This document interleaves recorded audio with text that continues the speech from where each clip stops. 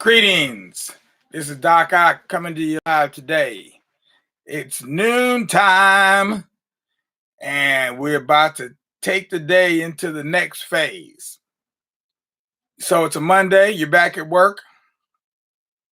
Hopefully you're not feeling like a jerk. Yep. And let's see. Today, what did I want to do today? I had a couple things picked out for today. I had one over here, but I'm looking for this other one. Wanted to do, well, oh, you know what? Let me do the proverb first. Let's see what I got for the proverb today. All right. Let's see. Oh, yeah, I know. I got this one here. Now, as I've said this before, that proverbs are like, they're like onions.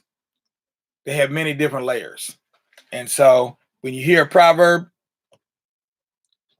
it may hit you one way at first, but when you think about it later, it may hit you in a very different way later. So proverbs can reveal layers. It's layered. So don't worry about how it hits you now. Just let it just sink in there. And after a while, you'll see how different ways that you could use it and how it can apply.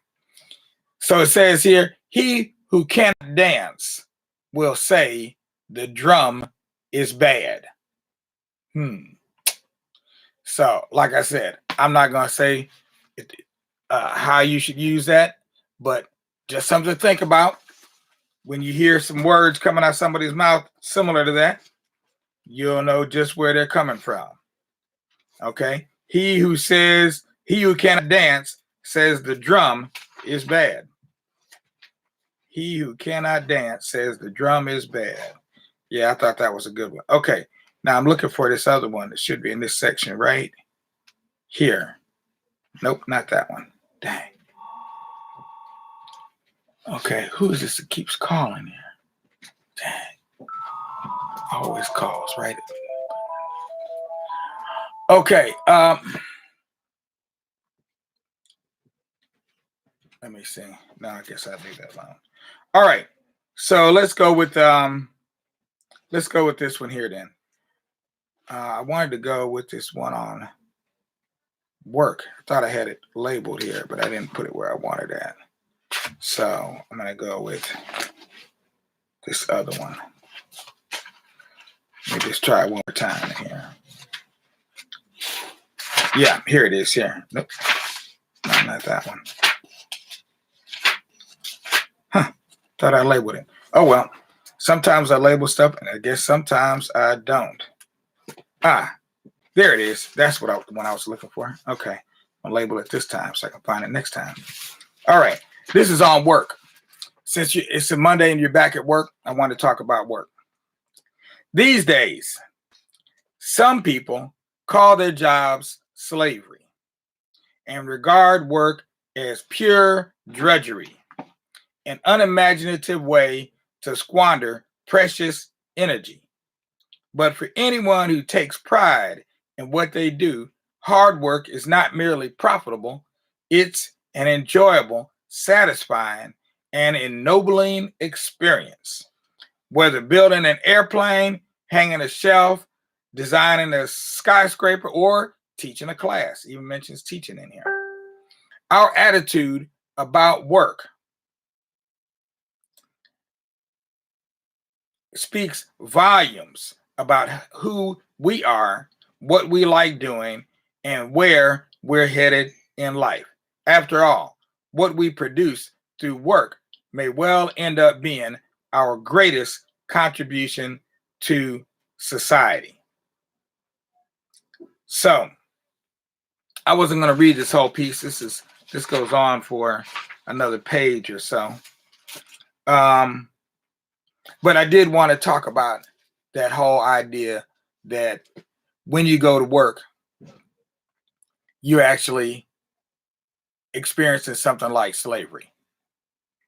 Well, I can understand that sometimes it feels that way. So you have to figure out for yourself. How can you be working for yourself, even if you're at that time, you may be doing somebody else's work, or you may be doing a task related to what a job somebody else wants you to do? How can you work for self? Marcus Garvey said, do for self. So for me, I've been doing for self for a long time. I started my first business back in 1983, about 82 or 83. I started my first business, the Dynasty Book Club, the world's first mail order, first African-American mail order book club. So I would only sell books that were by black folks, about black folks, for black folks. That's all I would sell. But and you know, it was a good idea, but I had some issues, supply chain issues, let's say, okay, with keeping my books in stock. That was actually a problem. And so that business didn't last very long.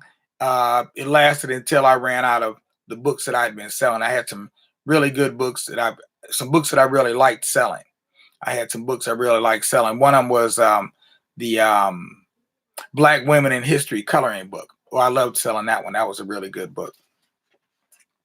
So at any rate, I had to sell that. I had to go into another business. So just to compare what we're doing now with slavery, like Shono died in the war of slavery. I got a little ditty here I'm going to read. When I went to the National African American History Museum, I saw, it was the first time I'd actually got to see a bale of cotton, a real live, dyed in the wool, shown enough bale of cotton. And it's huge. A bale of cotton is big. I mean, it would stand up about yay high. If it was in here, it'd be, bigger than my, big enough for me to get inside of it. You could hollow that baby out and I could go and crawl down inside. I'd have to squat, but I could get down inside that bale of cotton. So I remember when I was growing up, my dad used to say something to me like this. If I did something and it was really crazy, or he couldn't understand what it was I was doing or why I was doing it, he would say, "You must be out your cotton picking mind." I never could figure out why he always said that, because my dad ain't never picked no daggone cotton. I don't even know if he'd ever known anybody that picked any cotton, but I know he hadn't picked any. So at any rate, during slavery, this is called pick a bale of cotton. During slavery and afterward, workers used the rhythm of songs to pace themselves in back-breaking work in plantation fields or on chain gangs. Often, they matched the movements of monotonous task to the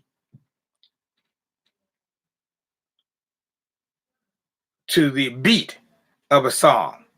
Singing also helped pass time. My light's not the best in here today. Oh, I see. I got to turn my other light on. There we go. Oh, that changes things. Thank you. All right. So here it goes here.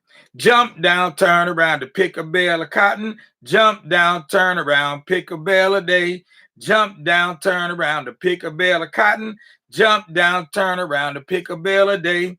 Oh, Lordy, pick a bale of cotton. Oh, Lordy, pick a bale a day. Me and my gal can pick a bale of cotton. Me and my gal can pick a bale a day. Me and my wife can pick a bale of cotton. Me and my wife can pick a bale a day. Me and my friend can pick a bale of cotton. Me and my friend can pick a bale a day. Me and my papa can pick a bale of cotton. Me and my papa can pick a bale a day.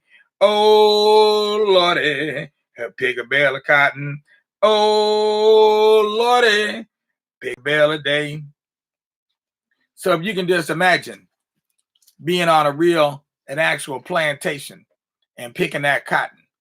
Now, it doesn't sound that hard at first, because you think of cotton, it's just those cotton bowls, and they're it looks like a ball of cotton. They call them bowls, but it looks like a ball of cotton, and it's just kind of soft and fuzzy. But the part that the cotton came out of, because it was something that flowers. It's a flower of the cotton plant. and it opens up, and it stays there for a while, and those leaves and that part around the cotton, that part gets hard. And so when you go to pick that bale, that bowl of cotton, if your fingers can easily get cut by those hard, dried out leaves, or they're not leaves, but that part of that was around that bowl of cotton. When it opened up, your fingers can get cut by it. So that stuff is sharp. So picking a whole bale of cotton, now mind you, when you pick a bale of cotton, it's compressed. So that thing is heavy. It must weigh about 500 pounds or so. It's got to weigh a good 500 pounds. So 500 pounds of cotton, all bundled up and everything. That's a lot of cotton. If you let it out, that's going to be a lot of cotton. So I believe that's where the phrase came from that my father used to use all the time. Are you at your cotton picking mind? Because once you get out there and start picking that cotton, you got to pick a lot of cotton. Boss wants you to pick a lot of cotton before he pay you even a dollar. You weren't going to you'd be doing good to make $1 a day. And you probably have to pick about 3 or 4 bales of cotton a day. Now that's slavery and not getting anything for your work. Okay. So that has to do with the work. That was the piece I wanted to read to you about work. Is whatever you do, make sure that you do your best at it. If it's street sweeping, be the best street sweeper. You've heard this before. If you're a garbage collector, be the best garbage collector. Be the best at it that you can be. And if you got something else that you can do that as well. You know, life is short, but it can be sweet. And if you do it right, it just can't be beat. Because you only go around once. Make it count. Make it count. All right. Let's see. I was looking to see if I had one more. I had another one that was going to go along with that one. Don't remember where it's at in here. But if I don't find it right now, I'll read that one. I'll do that one tomorrow. There's another one that goes along with it. I believe that one was, oh, I know. It's probably back here in the back. Probably got to do with daggone John. John, he's something else. He always getting into something. Oh, not in this book. Wrong book. Let me try this one over here. Yeah, I've been working in these 2 different books here. Okay, yeah. It's probably in here because I did a couple of them here. Here we go, here. All right. Okay.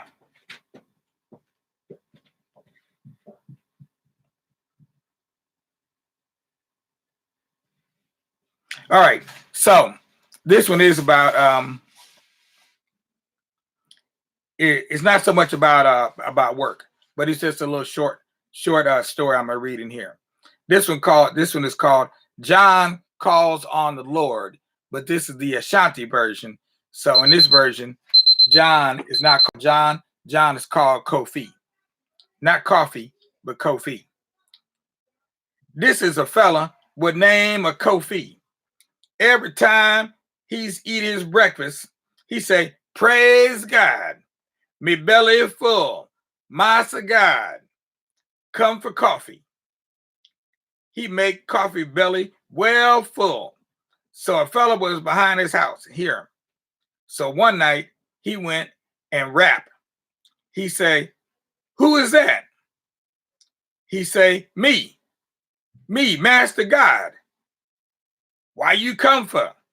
"Come for Kofi." Kofi quickly puts out the lamp.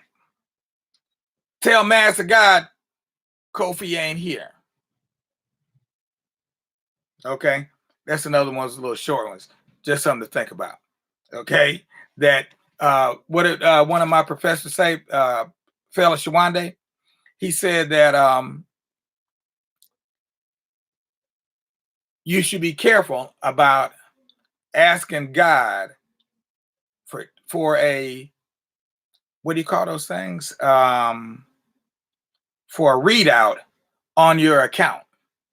You should be careful about asking God for a readout on your account, because you might find yourself wanting. In Okay, I'm not going to tell you in other words. You think about it. Okay, let me know what you think.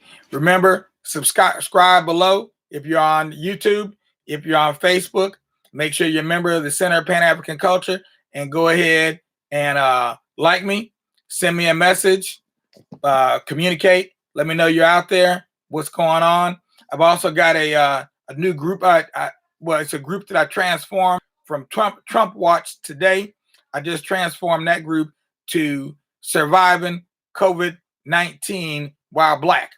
So anything you want to post up about COVID-19, how to avoid it, et cetera, you put it up on there. I don't want to see a whole bunch of 5G stuff on there. Okay. I don't know how 5G relates to no COVID-19. If y'all got a way that you can think of that really actually makes sense, call me. Don't put it up on Facebook. Just call me. Okay. So we can talk about it. Yeah, because I need to help talk you down off that ledge you on. All right, now. Peace out. We'll check you next time. All right. In the meantime, be good like you should. I just hope I'm not misunderstood. Peace out now.